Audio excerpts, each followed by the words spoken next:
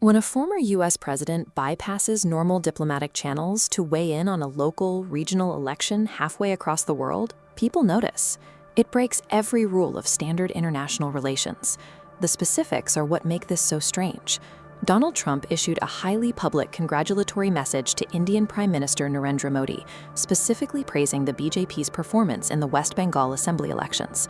Look at this line of voters in West Bengal. This is local civic action. State-level elections are entirely internal processes within India's federal structure. Foreign leaders rarely, if ever, comment on them.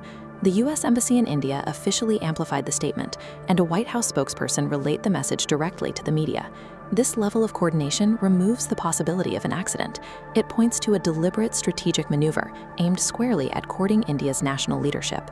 The backlash from the Indian political establishment was immediate and intense. Lawmakers across the country recognized this external validation for what it was and began pushing back. Rajya Sabha MP Sanjay Raut took the challenge public. He tagged Donald Trump directly, questioning the logic of a U.S. leader commenting on state election results, and called the move both premature and misplaced. Raut's argument hits on a core principle. This visual of the legislative chamber represents India's sovereign democratic structure. A foreign power endorsing a specific outcome in a state election directly interferes with that federal framework.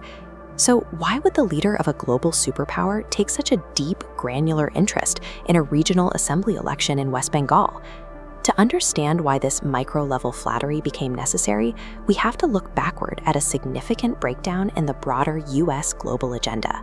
Let's shift away from New Delhi and look at the macroeconomy. For years, the U.S. administration relied on a massive, sweeping strategy of aggressive trade barriers to assert dominance over global shipping and commerce. That strategy hit a legal brick wall. The United States Court of International Trade struck down the sweeping 10% universal tariffs, ruling them strictly illegal. We can see the mechanical design here. These tariffs were built to apply immense downward pressure on trading partners, strong-arming nations into rapid trade deals. The court's ruling neutralizes this tactic. Without legal authority for universal penalties, the U.S. loses its primary diplomatic weapon. Without the persistent threat of illegal tariffs hanging over the heads of international leaders, the entire foundation of forced trade compliance simply collapses. Once the threat vanished, international allies recognized their opening. They immediately began pushing back against the trade policies they were previously forced to accept. We saw the most vocal condemnation come directly from Canadian Prime Minister Justin Trudeau, who openly criticized the U.S. approach to these negotiations. Trudeau revealed that many nations deeply regret the deals they hastily signed under prior pressure. In his view, those agreements are now effectively worthless, barely worth the paper they're printed on.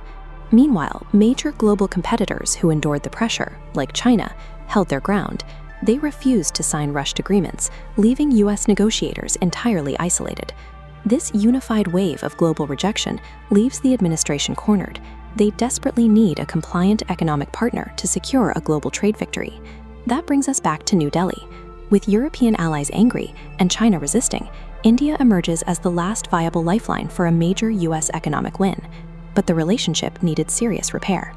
Previous diplomatic blunders, including inflammatory social media posts labeling the Indian economy a failure, had severely strained ties. As a result, officials at the highest levels of the U.S. government began scrambling behind the scenes. They had to stabilize the situation before relations broke down entirely. This sudden congratulations on a state-level election functions as a highly calculated, hyper-targeted tactic designed specifically to court Prime Minister Modi. This local flattery serves a very specific purpose. It is the necessary first step to reopen stalled trade negotiations with one of the world's largest emerging markets. The previous era of aggressive diplomacy has given way to this far more subservient approach. Their traditional economic leverage is gone.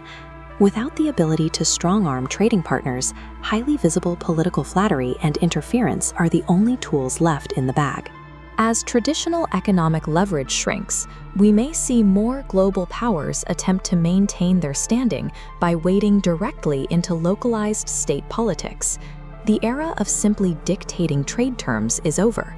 To maintain their position on the world stage, international leaders now have to fight their battles in the trenches of local